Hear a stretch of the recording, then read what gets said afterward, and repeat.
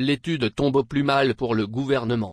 Selon les calculs de l'Observatoire français conjoncture économique, OFCI, le budget 2020 entraînera une baisse du niveau de vie de 2,3% pour les 5% des ménages les plus pauvres en France.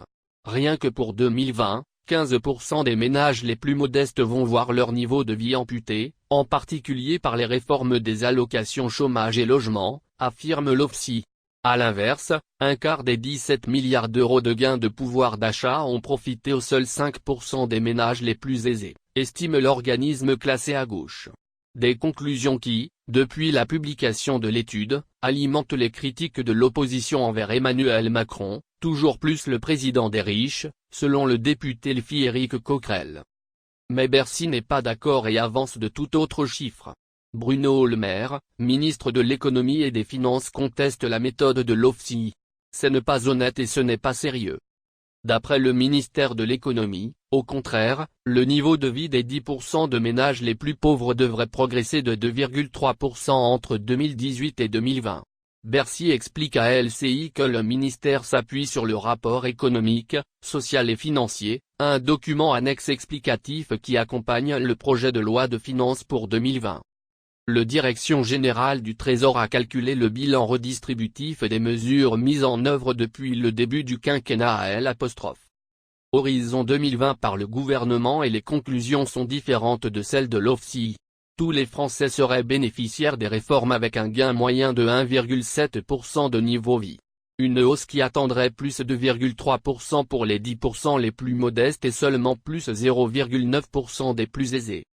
Contacté par LCI, Bercy estime que l'OFCI a commis de gros oublis dans ses calculs.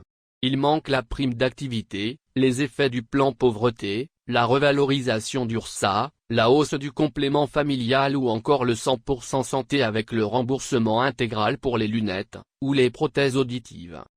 Bruno Le Maire estime que faire un rapport sur la question de la justice fiscale de la politique du gouvernement en oubliant d'intégrer 1 milliard d'euros de primes d'activité qui vont précisément aux revenus les plus faibles, ce n'est pas honnête et ce n'est pas sérieux. Le ministre conteste également l'esprit du rapport de l'OFCI. La logique est qu'il faudrait redistribuer toujours plus pour réduire les inégalités dans notre pays. Alors qu'on fait ça depuis 20 ou 30 ans et que ça s'est soldé par un chômage de masse, par de grandes difficultés en particulier pour les moins qualifiés pour avoir accès à un emploi. La politique que nous menons c'est de permettre à chacun d'avoir un travail. Autre point de désaccord, le découpage de la population.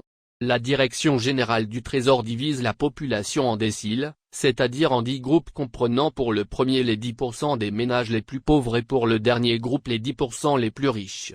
De son côté, l'OFCI a découpé la population en 20 îles, c'est-à-dire en 20 groupes contenant chacun 5% de la population française. Une différence qui élargit plus ou moins ce que l'on définit comme étant les plus pauvres ou les plus riches.